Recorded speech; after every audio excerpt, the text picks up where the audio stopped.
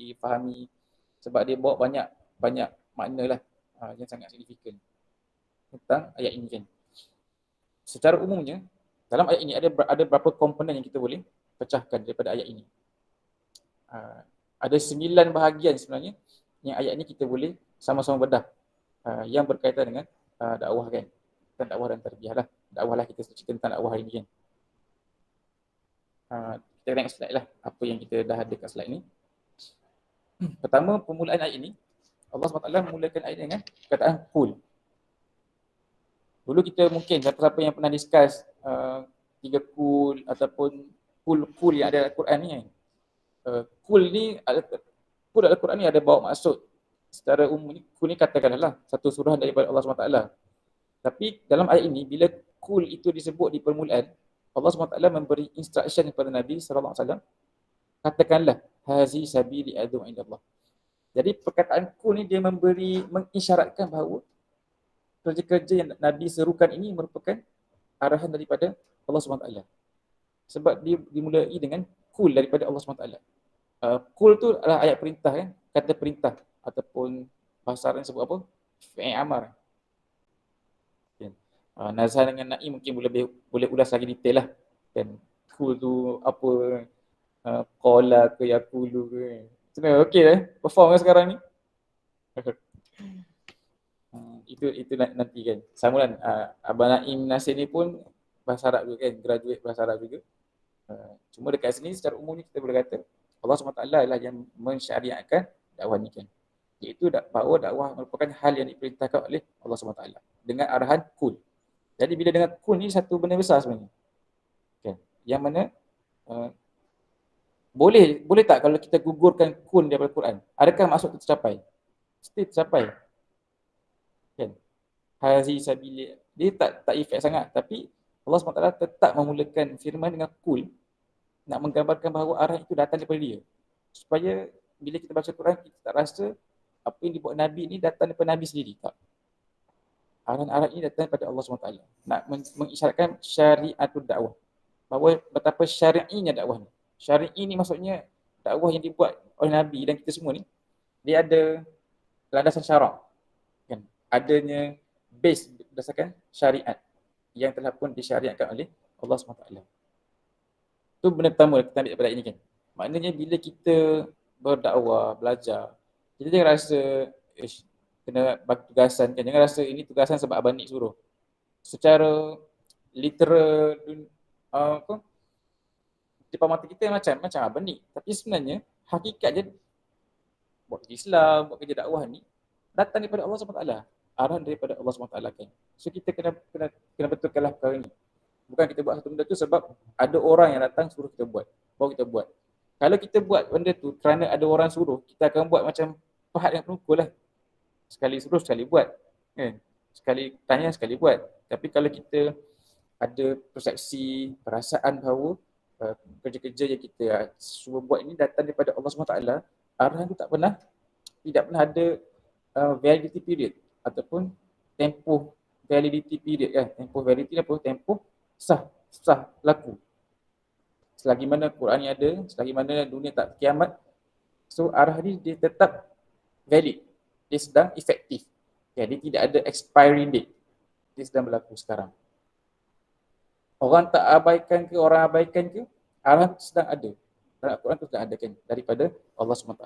Hatta Nabi sendiri pun, bila dia buat, dia mengajak para sahabat, dia sedang memberi isyarat kepada para sahabat, apa yang dia buat itu datang daripada Allah SWT kan. Bukan kerana keinginan baginda SAW. Tapi ia telah wahyu daripada Allah SWT. Itu unsur yang pertama yang kita boleh ambil daripada ayat ni kan. Setelah ni baru intro, kita nak fokus satu part daripada ayat ni. Tapi kita tengok semua, nanti kita akan lebih detail kepada part yang kita nak tengok. Okay. Anyway, kalau ada soalan kan nak bagi kita punya sesi lebih interaktif, boleh terus interrupt lah. Dan kalau tak jelas suara pun boleh terus bagi feedback. Takut short sendiri juga. Okay, itu part yang pertama.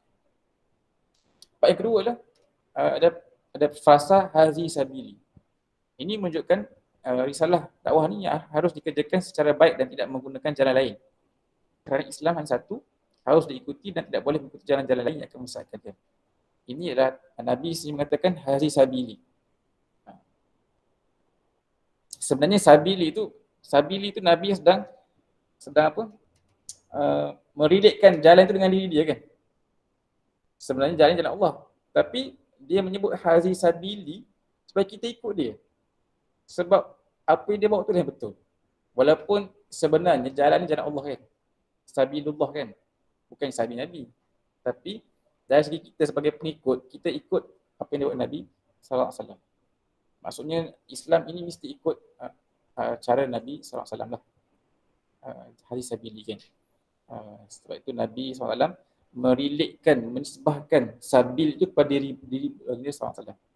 Dalam Al-Quran lain Allah Taala menyebut dalam surah apa ya? 164 surah. Surah apa yang cerita tentang kalau kita ikut jalan-jalan lain tu, jalan tu 164 surah Al-A'raf kot kalau silap. Cuba tengok surah ke-7, 164.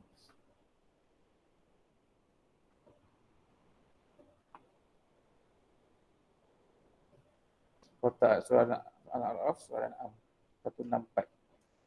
Nak cerita tentang ada banyak jalan di luar sana, tapi jalan yang sepatutnya diikuti ialah jalan Nabi sallallahu alaihi wasallam lah. Sampai jumpa boleh share. Oh, tak jumpa pula. Bukan Al-A'raf.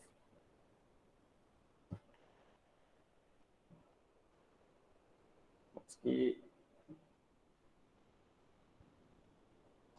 Surah Al-An'am Surah Al-An'am 153, sorry. Surah Al-An'am 153. Surah ke-6 ayat 153.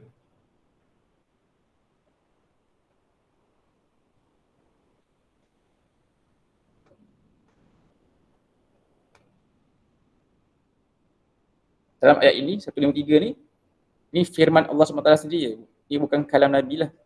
Allah Ta'ala kata wa anna hadha sirati mustaqiman fattabi'uh wa la tattabi'us subula fatafarraqa bikum an sabilih dzalikum wasaqum bihi la'allakum tattaqun. Dan bahawa sesungguhnya inilah jalanku, itu Islam yang betul dan lurus, maka hendaklah kamu menurutinya dan janganlah kamu menurut jalan-jalan yang lain kan, yang mencerai berakan kamu dari jalan Allah. Dengan demikian itulah Allah perintah kamu supaya kamu bertakwa. So, sebenarnya kita sedang mengikuti jalan Allah SWT. Tapi dalam ayat ini Allah Nabi ataupun arahan daripada Allah SWT untuk mengatakan kepada kita semua bahawa sabil ini sabili, li itu pada Nabi supaya kita ikut apa yang Nabi telah pun tunjukkan lah. Okay, ini antara anasir daripada dakwah ni, mesti ikut cara Nabi SAW. Mungkin ada orang dia nak buat dakwah tapi tak nak ikut cara Nabi kan, ikut sendiri punya kreativiti, tak boleh. Sebab dia mesti ikut sabili, ikut cara Nabi SAW. Kalau tak, sebab tu kita kena belajar lah demikian. Ini baru benda kedua. Okey. Tengok yang ketiga. Part yang ketiga daripada ayat Quran ni adalah pada perkataan ad'u. Jadi perkataan ad'u ini menggunakan fi'il mudhari'. Fi'il mudhari' ni mungkin tak semua orang faham kan bila kita kata inilah fi'il mudhari'. Boleh ke siapa-siapa nak tolong explain sikit apa tu fi'il mudhari'? Supaya semua dapat manfaat. Dia minta ni lah bu'us. Naim ke Nazhan ke. Cuba share lah apa fi'il mudhari'.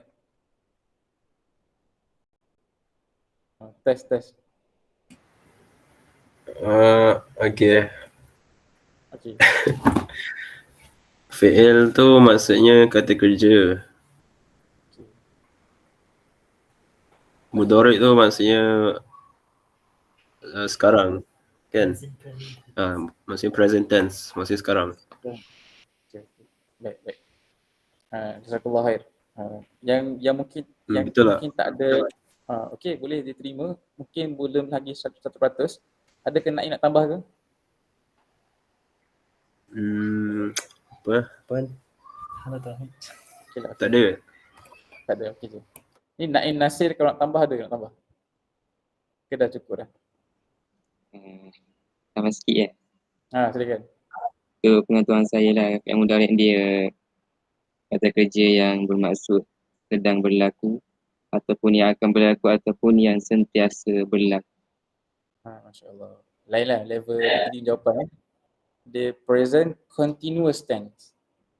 bukan sekadar present tense tapi dia continuous tense. Okey, ini untuk info Zarid lah. Mungkin tak sure Zarid pernah belajar bahasa Arab atau tidak, dan fail kan. Pasal Aisyah dah ambil bahasa Arab dulu, Imran pernah belajar. So dalam bahasa Arab ni kata kerja tu ataupun fi'il ni dibagi kepada 3 lah secara umumnya kan. Ada fi'il amar, fi'il mudhari' dan fi'il madhi. Ada kata perintah, kata past tense, fi'il madhi, dan kata continuous tense adalah present continuous tense, fi'il mudhari'. Dalam ayat ini Allah Taala ataupun Nabi diminta untuk mengatakan ad'u ila Allah. So ad'u tu dia adalah dalam bentuk fi'il mudhari', fi'il berterusan. Nak memberi petunjuk bahawa dakwah itu adalah gerak kerja yang berkelanjutan kan. Padahal Nabi SAW dia sendiri ada tempoh hayat yang limited kan. Maksudnya bagi dia wafat pada umur 63. Tapi tetap menggunakan perkataan ad'u. Kerana walaupun baginda wafat, kerja itu tidak terhenti. Tidak ada kata berhenti dalam dakwah. Bergerak mencapai tujuan. Bila sudah capai, tetap bekerja untuk melihara dan meningkat kualiti dakwah.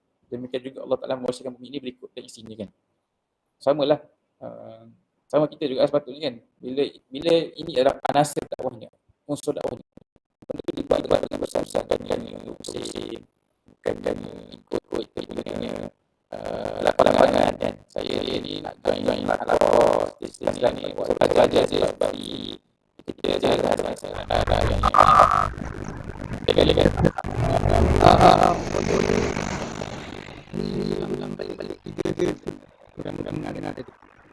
Bulan balik yang mana? 3 tu. Dari itu. Okey. Oh, jangan. Dia macam ni, bahasa Arab atau dia panggil vocabulary setiap kata bahasa Arab terbagi berdua. Satu lah nama. Satu kata kerja okey.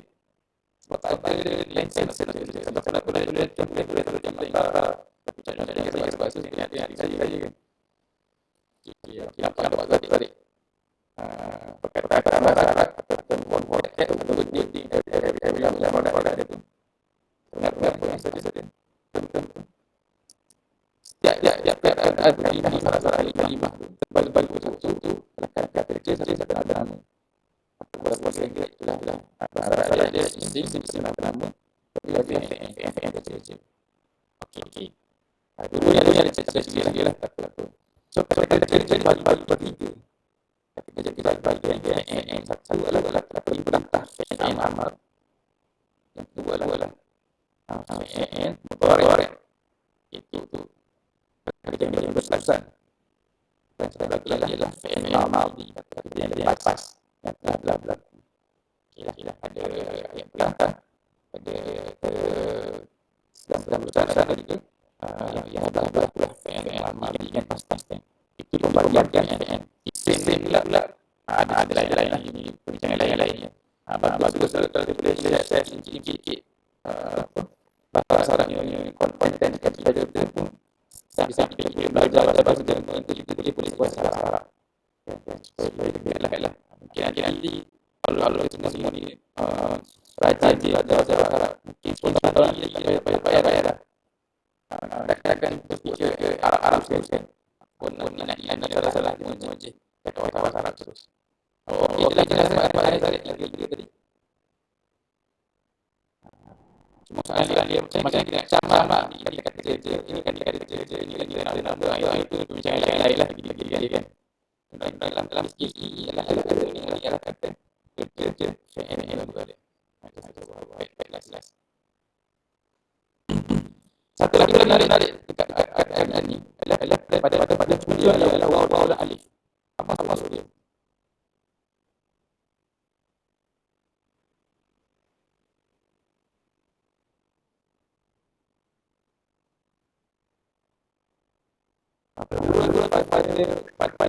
pada menyuruh pada orang-orang disebut.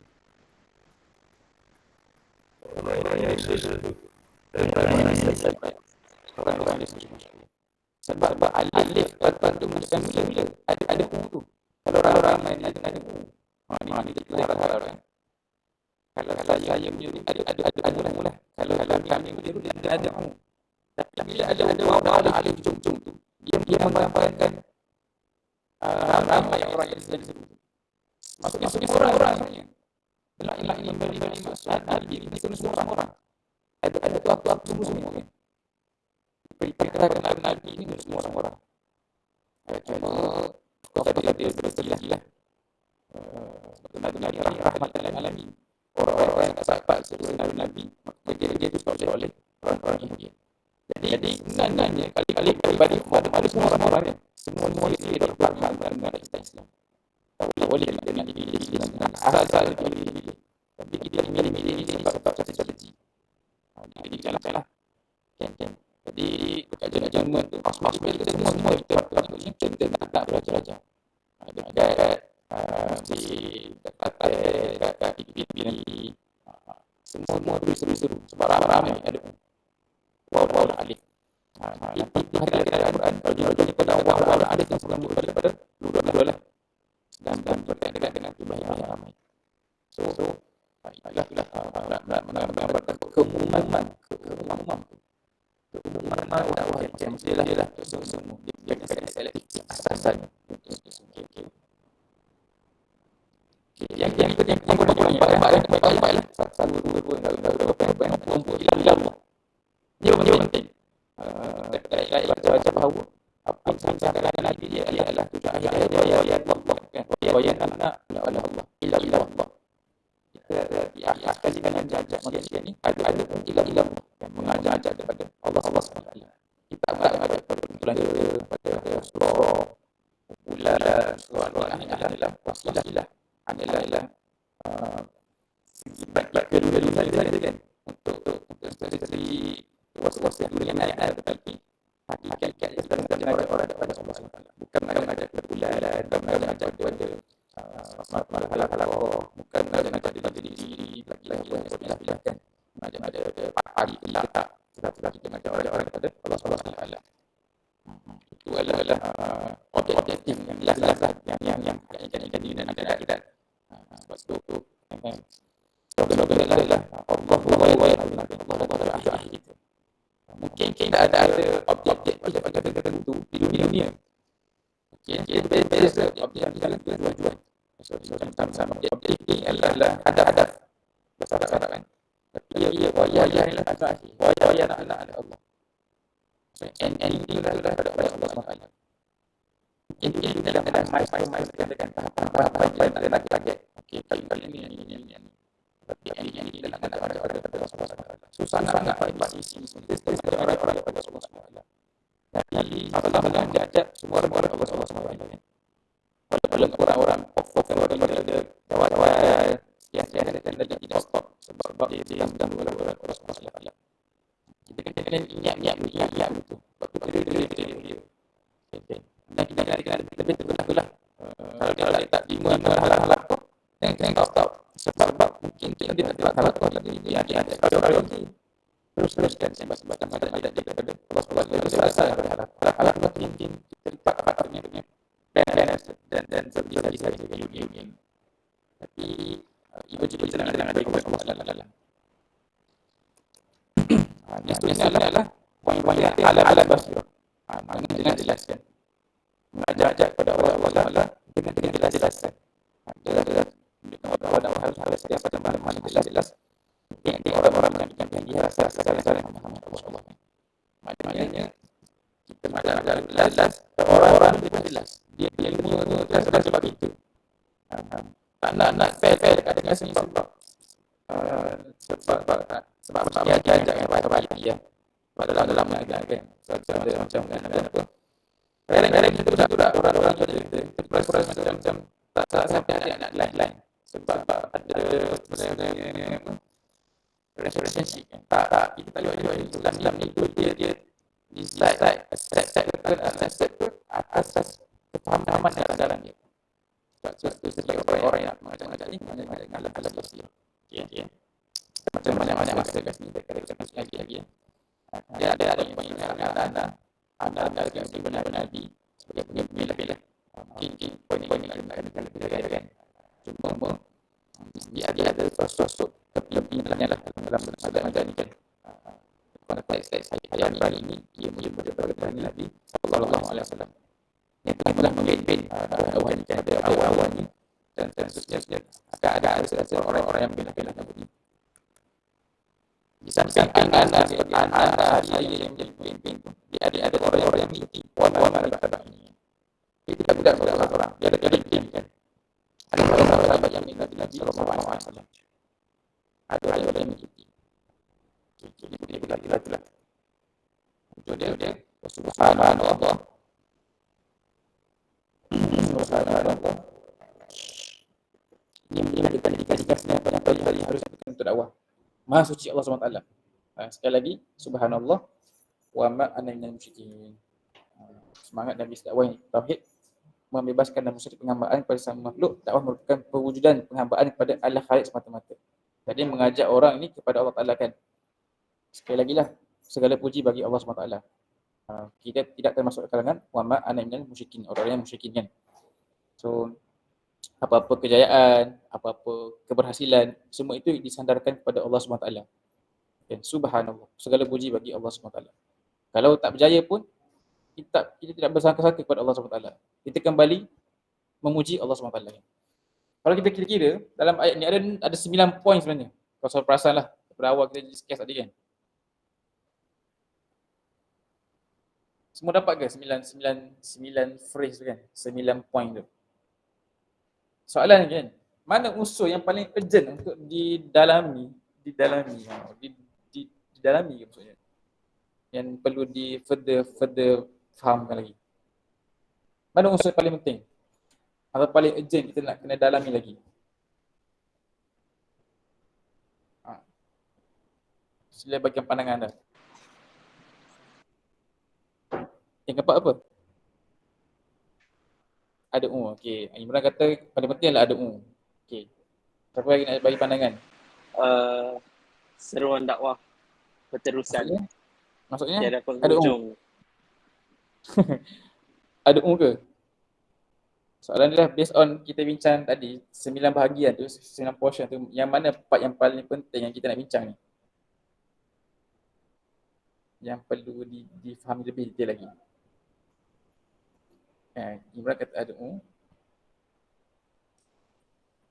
tak pasti. Yang lain yang fahamkan soalan tu kan? Faham kan soalan tu?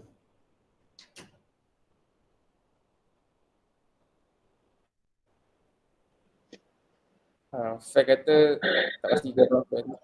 Okay, Naim silakan. Unsur yang kelima, ala basirah. Ala basirah. Naim kata yang kelima, ala basirah. Lagi lain? Zarid, okey Zarid based on apa yang kita share ni, 1.5 jam ni, yang mana part yang paling penting dalam ayat tadi, yang kita perlu dalami lagi? Lain lah, jawapan, pandangan.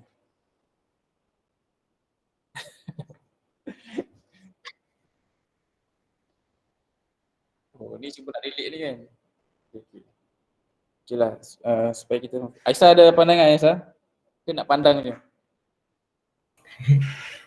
Mula-mula saya fikir tu perkataan kul yang tunjukkan kewajipan berdakwah untuk semua orang. Sebab ada orang kalau orang tak tahu kewajipan tu, auto dia tak kisah masa semua benda ni.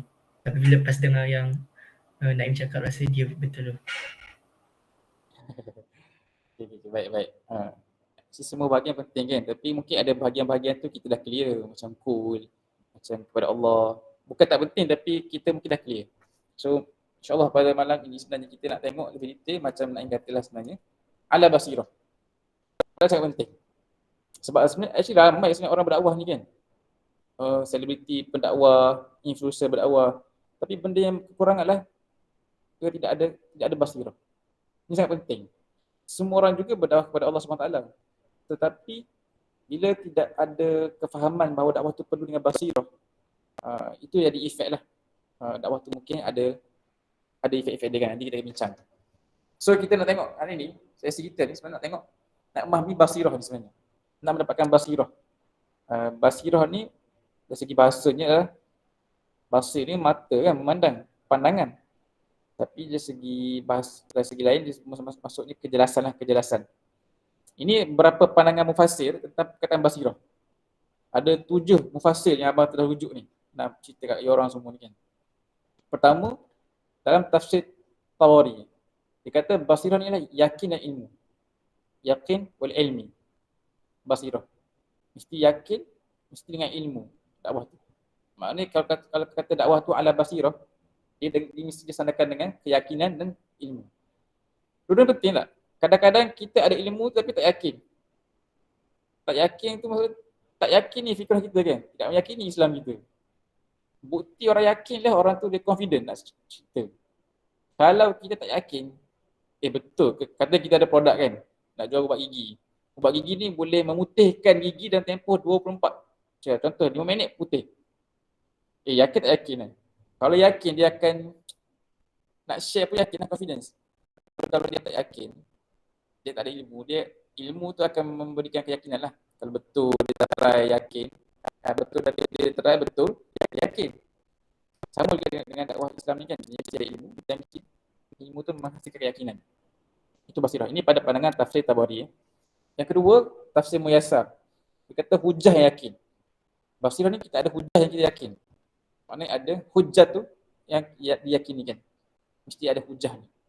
Kata As-Sa'di, ini tafsiran pada basirah. Maksudnya para ulama tafsir ni masing-masing ada mengeluarkan tafsiran masing-masing pada perkataan basirah dalam ayat ini. Kata As-Sa'di dengan ilmu dan wa yakin bi ghairi syak, dia kata. Dengan ilmu, yakin tanpa syak. Yakin tu of course tanpa syak kan, sebab syak dan yakin tak akan duduk bersama. Tapi dia nak kata pentingnya yakin sampai dia kata yakin bi ghairi syak, tanpa syak. Tanpa ada prasangka. Meyakini bahawa ini Islam, ini dakwah, ada kenangan. Ini benda yang perlu dibina kan.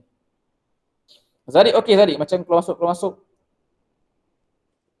Line tak stabil kot.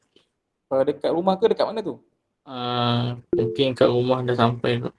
Kan okey. Alright. Alhamdulillah. Kalau perlu ulang balik nanti Alright. minta lah Aisyah ulang balik kan. Okey. Itu yang ketiga daripada As-Sa'di, dia kata dengan ilmu dan yakin tanpa syak, bi ghairi syak. Yang keempat tafsir yang keempat ni pada pandangan Syekh Tantawi dalam tafsir Al-Wasit dan juga tafsir Al-Baghawi. Dia kata basirah kat sini maksudnya ada makrifah yang membezakan hak dan batil. Yakni al-ma'rifah yatamayyuz bainal haq wal batil. Makrifah ni lah kita menjelaskanlah, memberi pengetahuan pada orang di mana pengetahuan kita berikan itu membolehkan orang tu membezakan hak dan batil. Itu basirah. Kalau kita cerita-cerita orang tu tak dapat bezakan hak dan batil, maknanya kita belum lagi basirah kan. Sama je dia. Dia tak berubah, dia tak nampak beza betul salah kan. Itu bukan basirah lagi. Basirah ni sampai kita memberikan makrifah, pengetahuan di mana boleh membezakan yatamayyuz bain haq wal batil. Okey, yang kelima, ini adalah pandangan tafsir dalam tafsir Ibn Kathir. Yakin dan bukti. Dia kata yakin dan wa burhan. Ada bukti. Bukti tu bahasa Arab dia burhan ya. Burhan. Ada buktilah dengan yakin kan. Yang keenam tafsir Qurtubi, yakin dan hak. Yakin dan kebenaran. Dan yang ketujuh lagi hujah yang wadih. Basirah ni maksud dia lah hujah wadih ni jelas. Wadihah ni yang crystal clear lah. Ibn Ashur tafsir Ibn Ashur. Dia kata pasal maksudnya kan, dia tengok semua macam ni, maksudnya para ulama sendiri ni diorang pun rasa penting tentang basirah ni. Sebab tu mereka ni memberi tafsir-tafsir yang pelbagai supaya semua ni kita ambil kira kan bila kita nak faham apa itu basirah. Sangat penting, maksudnya sangat penting setiap dai ni mempunyai basirah. Kita tengok satu lagi pandangan tafsir yang kita sering rujuk lah. Ini kata Syed Qutb. Dia kata basirah kat sini kata, yakni kami sekalian berada dalam hidayat dan cahaya petunjuk Allah. Kami mengetahui jalan kami dengan jelas. Kami berjalan mengikutinya dengan pandangan, kefahaman dan makrifat yang jelas, tidak meraba-raba dan menganggap. Itulah keyakinan yang terang lagi bersuluh. Maha suci Allah dan segala sifat yang terayat dengan uluhiyahnya dan kami sekarang terasing dan berbeza dari golongan musyrikin. Ini adalah ulasan Syed Qutb lah. So betapa pentinglah setiap kita ni mempunyai basirah. Kita punya kesimpulan ada kejelasan yang jelas sebelum kita nak bermula. Tapi dia tak bermakna kita kena ada basirah baru kita bermula. Kan? Saya tak boleh lagi nak cerita dakwah ni sebab saya tak ada basirah lagi. Dia tak boleh jadi hak hujah. Maksudnya tak bolehlah kita kalau kita ada nak share benda dengan kawan-kawan kita, nak ajak tentang share Islam kan. Kita berkata tak bolehlah, saya tak sampai basirah lagi. Tak sampai maqam basirah lagi. Tak. Kewajipan tu dia akan berjalan saja. Dia still lagi efektif. Tapi pada waktu sama kita sebagai dai kan kena terasa belajar lagi kan. Kena sebab tu kita ni kena committed dengan tarbiyah kita. Sebab tarbiyah ni akan provide basirah tu. Time to time lah. Dan kadang-kadang pengalaman kita tu di medan berdakwah sendiri akan memberikan kita basirah juga. Apa yang kita belajar pada malam ni bukan nak jadi hujah bahawa kita kena stop beramal sebab dapatkan dulu basirah, tak. Tapi di samping kita beramal, kita top up kita punya kefahaman untuk mendalami lagi basirah itu. Okey. Maksudnya apa tu Imran? Maksudnya apa?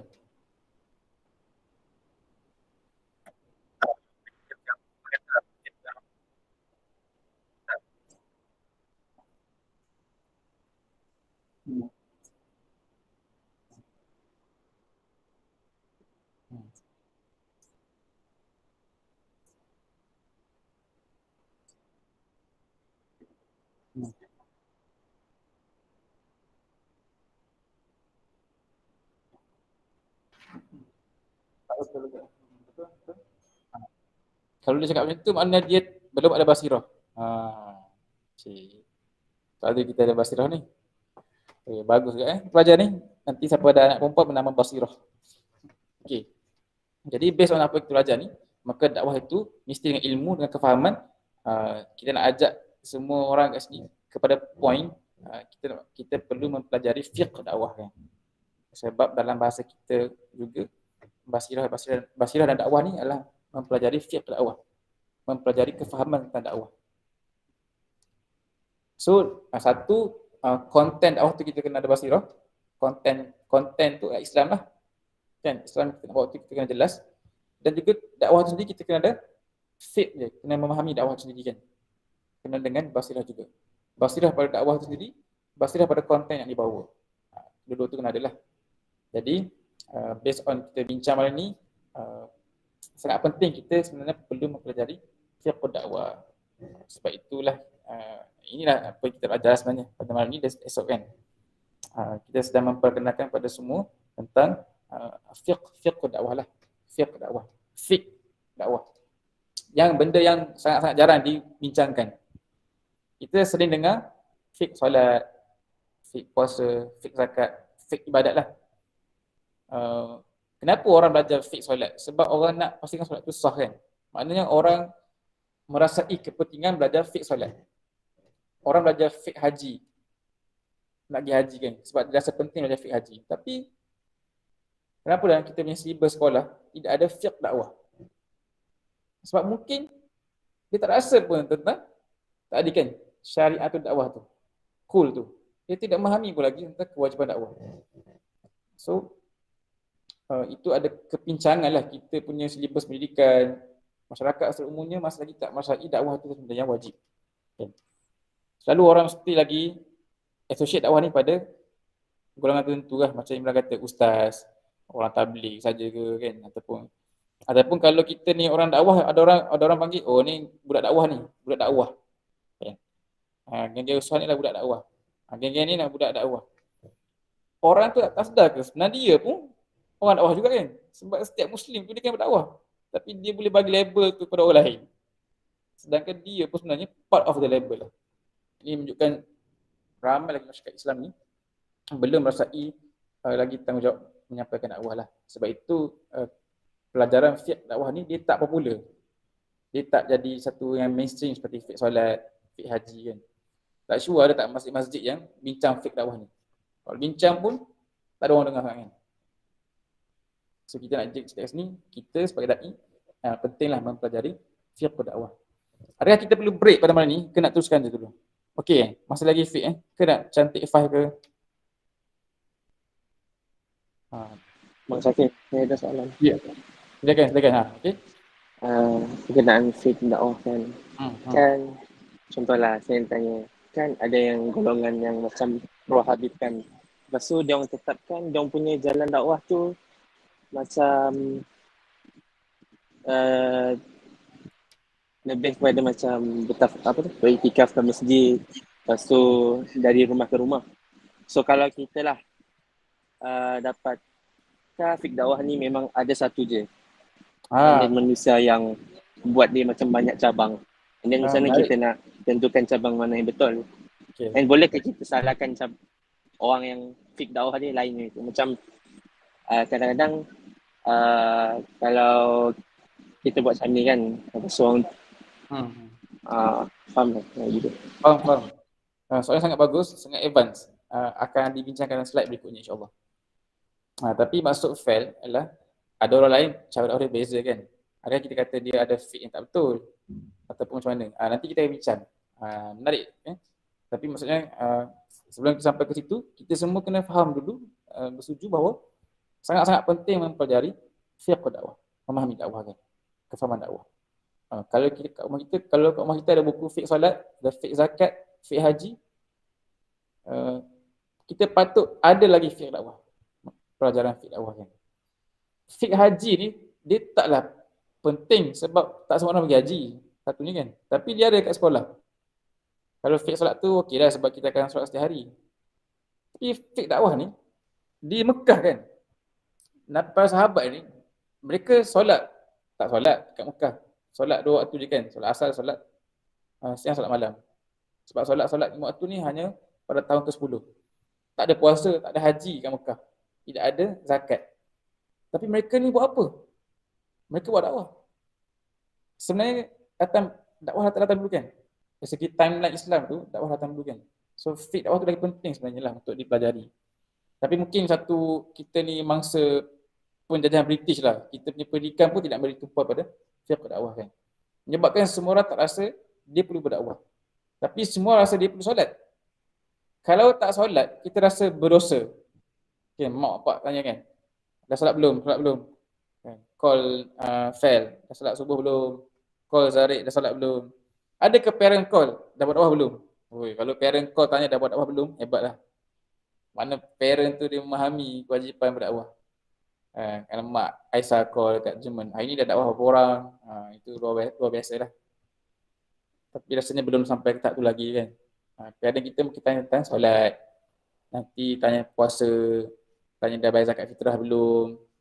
Tapi bukan tak ada kan, mungkin ada tapi sangat-sangat sedikit lah parent bertanya tentang dah buat dakwah ke belum. Sebab kefahaman tu tak sampai lagi. Sebab tu kita perlukan lagi lah menceritakan perkara ni kan kepada orang ramai. So ini lagi poin-poin lain kenapa kita perlu mempelajari fiqh dakwah ni. Pertama, supaya dakwah kita tu berbasiskan lah ilmu, bukti dan keyakinan kan. Tadi kita bincang kan dalam banyak tafsiran tu. Supaya dakwah tu based on ilmu. Bukannya kita buat dakwah ni sebab trending kan. Influencer buat dakwah kebanyakannya sebab trend ataupun yelah dapat duit kan jadi influencer Islam ni kan. Sebab ramai orang tengok, orang like, lepas tu dapat duit. Tapi tak, dakwah sepatutnya based on ilmu, ada bukti dan keyakinan. Sebab tu ada fiqh dakwah.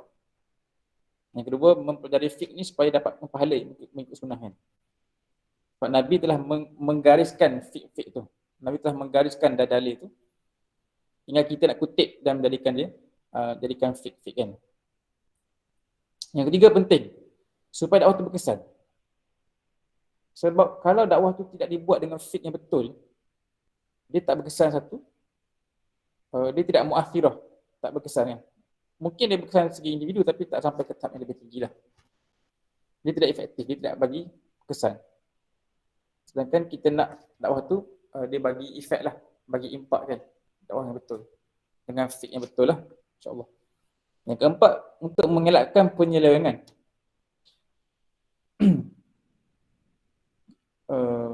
Contoh lah. Kalau orang ramai kan orang yang berdakwah di luar sana lah. Kita kata orang awam yang berdakwah, influencer. Ada orang apa, jom kita dakwah dekat club macam Facebook kan. Share kan, kat UK, dakwah di pub ke. Ataupun jom kita dakwah sambil-sambil main game. Sebabkan dia tak ada fit dakwah. Tapi benda tu macam betul. Sounds good kan? Tapi mungkin orang-orang ni dia buat dakwah sebab dia rasa betul baik je. Tanpa dia memikirkan dengan dalam. Tanpa dia ada kefahaman betul. So dia mungkin ada unsur penyelewengan nanti. Akan ada fitnah pula buat dakwah. Sangat-sangat penting pada ini mempelajari fiqh dakwah. Kalau kita solat dengan tak betul kan, solat tanpa belajar fiqh solat, efek dia adalah solat batal. Okey. Solat batal, efek kita je. Tapi dakwah yang tidak ada fiqh betul ni, dia efek semua orang tau, bahaya lagi. Sebab kita ajak orang pada benda tu dan kita tak betul. Lagi bahayalah. Bukan nak menakut-nakutkan, tapi nak kata pentinglah kita ni mempelajari fiqh dakwah tu. Supaya kita buat pertimbangan, decision kita tu buat dengan betul lah. So kita tengok sikit lah apa itu fiqh kan. Ni simple lah. Kita nak habis lah ni, insyaAllah nak habis lah. Kita mungkin habis awal hari ni kan. So nanti kalau di Q&A kita akan bincang sama-sama lah. So apa itu fiqh? Fiqh ni adalah kefahaman yang mendalam dan merupakan buah. Fiqh ni adalah buah ataupun output dari proses menekuni dalil Al-Quran, Sunnah, Sirah dan tajribah ni pengalaman daripada salafus soleh. So fiqh ni bukan kita keluarkan, fiqh ni dia diistimbat ataupun diekstrak daripada dalil ni. Bukan kita keluar suka hati je, tak. Dia adalah orang-orang yang telah pun keluarkanlah, para ulama dakwah telah pun keluarkan fiqh ni, telah mereka menilai, menekuni Al-Quran, Sunnah, Sirah dan sebagainya. Dan mereka ni keluarkan kefahaman tu daripada dalil ni kan. Seperti mana para ulama fiqh ibadat, fiqh mazhab-mazhab tu, mereka ada usul fiqh, mereka ada metod masing-masing daripada dalil, sirah sebagainya, mereka keluarkan fiqh masing-masing kan. Ni fiqh Syafi'i, fiqh Hambali. Begitu juga dalam dakwah ni, fiqh ni dikeluarkan oleh para ulama. Kita pun mungkin boleh keluarkan fiqh nantilah bila kita ada pengalaman, ada ilmu yang cukup kan. Tapi sekarang ni kita belajar daripada apa yang telah mereka keluarkan lah. So fiqh itu adalah output dia, buah daripada dalil ni kan. Betul penting belajar fiqh ni, fiqh dakwah ni, supaya dakwah kita buat tu datang daripada sumbernya, ada Quran, Sunnah, Sirah sebagainya. Bukan kita tengok sirah, tengok satu sirah kan, atau satu dalil, tengok satu benda tu secara terasing, tengok benda tu saja, terus kita apply. Tapi mungkin salah kan dari segi fiqhnya. Contoh apa contoh? Contoh salah ya. Contohlah dalam konteks dakwah contohnya.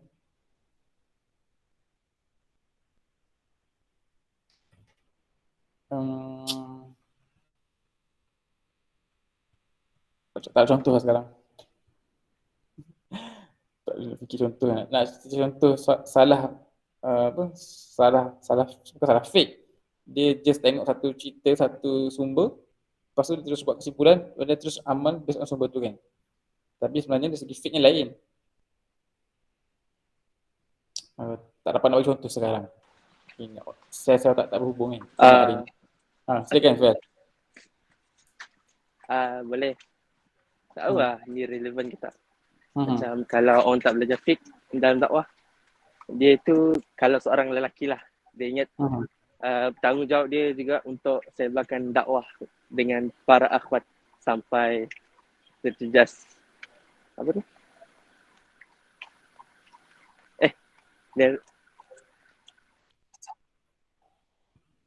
Yes, betul, ikhtilaf. Okey. Poin menarik kan? Betul. Contoh kan. Kalau kita tengok sirah kan. Yang sirah Nabi ni berdakwah pada umur 40 tahun. So kita pun, saya belum 40 lagi. Tapi dalil betul. Betul tak? Dari segi logik dia punya dalil tu macam betul mulakan dakwah dia pada umur 40. Saya sebenarnya nak ikut halakah tapi tunggu saya umur 40 dulu. Nanti saya dah umur 40 nanti abang ajak saya lah. Sounds macam pandai juga dia dengan dalil, tapi sebenarnya salah dari segi fiqh kan. Sebab tu fiqh ni dia bukan macam tu, dia bukannya kita tengok satu tu terus sampai kesimpulan, tak. Perlu dibelajar lagi lah. Sebab tu perlu belajar siapa dakwah kan. Okeylah. Itu satu contoh lah. Dan mungkin sama jugalah dalam konteks Facebook tadi kan. Ikhtilaf sebagainya. Okey. Jadi tadi nak jawab soalan fail, fiqh dakwah ni kita nak bincang sikit, nak bagi kita terbuka minda, nak compare fiqh dakwah dan fiqh ibadah. Okey, kalau kita fail tanya tadi kan, fail tanya tadi tentang kepelbagaian cara dakwah yang lain. Okey, kita ambil faham benda ni kan. Contohnya dalam ibadah ada banyak mazhab kan. Dan setiap mazhab tu dia punya buah fiqh dia tu beza-beza. Ikut mazhab lah. Sebabnya setiap imam mazhab tu dia telah menggariskan usul bagi fiqh yang berbeza-beza. Maksudnya Imam Syafi'i dia ada usul fiqh dia kan, ataupun usul ibadah dia berbeza-beza. Imam ni ada dia punya metod berbeza-beza. So dengan usul ni dia punya asal tu, fiqh tu buah dia. So datanglah fiqh mazhab Syafi'i, fiqh mazhab Hambali yang berbeza-beza sedikit lah, berbeza-beza pada benda-benda furuk lah, kan, benda-benda yang cabang. Berbeza ni kerana dia punya bos-bos asal tu, para imam tu berbeza dari segi foundation framework tu berbeza. Okey, itu dalam konteks fiqh ibadah. Ada pelbagai, tak salah pun. Tak ada orang Syafi'i kata ni salah, tak kan. Semuanya betul kan, semuanya diterima kan. Bahkan mazhab-mazhab yang muktabar tu diterima semuanya. Sah semuanya. Sama juga apa yang Fair kongsi tadi. Betul apa yang Fair sebut. Dalam kita punya Pak Islam ni kan, dalam mereka nak berdakwah, memberi sumbangan pada Islam, ada pelbagai sebenarnya. Pelbagai aliran dakwah lah kita katakan. Kita boleh kata ada banyak mazhab dakwah juga sebenarnya. Ada banyak mazhab dakwah. Ada yang menggunakan mazhab, contohnya contoh tabligh satu mazhab kan. Mungkin tak sesuai guna perkataan mazhab, tapi nak bagi contoh lah, dia macam mazhab ibadah lah, ada pelbagai. Sama juga dalam dakwah ni ada pelbagai, betul. Ada yang mungkin pendekatan sufi kan, habaib berzikir sufi. Dia pun ada misi nak dakwah juga kan, nak membaiki masyarakat, tapi dia punya pendekatannya sufism. Ada orang mungkin aliran dia dah menggunakan contoh politik ke semata-mata. Okey. Ada keilmuan semata-mata kan, mazhab salafi sebagainya. So kita sebenarnya, kita sedang ikut apa yang kita buat ni, kita mengikuti apa yang telah pun digariskan Imam Hasan al-Banna lah. Itu salah satu mazhab kan, bukan kata mazhab tapi salah satu aliran pemikiran dan dakwah lah. So dia telah menggariskan usul dakwah tu, Imam al-Banna. Kita buat halaqah semua ni, dan kita nak belajar fiqh ni dalam kerangka itulah. Fiqh dakwah kita nak belajar ni dalam kerangka dakwah yang dakwah ikhwan ni kan, dakwah ikhwan yang telah pun diasaskan oleh Imam Hasan al-Banna. Okey. Asal semua tu clear kat situ kan. So kita tak belajarlah fiqh dakwah daripada tabligh ke apa kan. Sebab dia dalam framework yang lain. Okey. Tapi mungkin ada benda-benda kita boleh ambil. Itu di kemudian punya perbincangan lah. So nak menjawab soalan fail, adakah orang yang salah? Tak adalah. Mungkin betul juga. Sebab dia mungkin pada pandangan dia itulah cara terbaik. Itulah dia punya aliran pemikiran dia kan. Dia punya so-called mazhab dakwah dia yang diyakini yang tu. Okay. Dia rasa ubah orang ni dengan berzikir. Kita tak setuju, tapi kita tak kata dia salah. Dia mungkin pada pandangan kita dia salah kan. Salah dari segi tak capai ke objektif. Tapi sebenarnya mungkin objektif pun beza-beza di dunia ni. Sebab dia punya approach berbeza lah. So dalam kepelbagaian sumbangan orang ni, kita tak salahkan mereka lah. Masing-masing sedang memberi sumbangan. Tapi kita nak memahamkan diri kita supaya kita boleh bagi yang terbaik kan. Supaya kita buat dengan fiqh yang betul, dan kita insyaAllah yakinlah apa yang kita belajar ni, ini mungkin yang terbaik. Siapa-siapa rasa ada cara lagi yang terbaik, ataupun dia rasa macam semua tak betul, dia nak buat sendiri, silakan. Kalau dia ni orang yang boleh beristihad, boleh menggariskan usul dakwah tu, dan boleh keluarkan fiqh dakwah tu. Kita ni orang datang kemudian yang mengikuti sajalah, kita ikut saja kan. Okey. Clear ke sekarang ni? Clear ke fiqh tu dan kepelbagaian aliran dan dakwah tu? Clear. Okey lah. Okey. So bagaimana nak mempelajari fiqh dakwah? Soalan dia lah. Untuk belajar fiqh dakwah, sebab tu kita ada sesi ni kan. Sesi ni kita nak membaca lah buku-buku fiqh dakwah sebenarnya. So insyaAllah esok malam kita akan baca satu buku, buku Muntalaq. Ini buku fiqh dakwah yang tulis oleh seorang pendakwah lah, nama dia Syekh Ahmad Rashid. Dia ni adalah pendakwah. So buku ni fiqh dakwah dalam kerangka dakwah ikhwan lah, kan? Bukannya buku dakwah lain lah, dakwah ikhwan. So, kita baca buku-buku ni untuk memahami dakwah yang dakwah lebih dalam lagi. Kita tak mampu nak olah sendiri dalil tu dan keluarkan fiqh, tak. Kita bukan orang yang boleh keluarkan batu kan. Tapi kita menekuni buku-buku yang telah mereka tulis supaya kita dapatlah input-input insya-Allah. So rasanya itu nak share pada malam ni tentang kerangka lah di mana kedudukan fiqh dakwah tu, kepentingan kita belajar fiqh dakwah tu, dan ada banyak kan dakwah-dakwah di luar sana, tapi kita sedang fokus tentang dakwah ikhwan ni yang kita belajar lah, yang halaqah usrah. So kita tengok buku-buku ni, buku Muntalah yang kita bincang esok ni adalah untuk memahami lebih lagi tentang fiqh dakwah ni insya-Allah.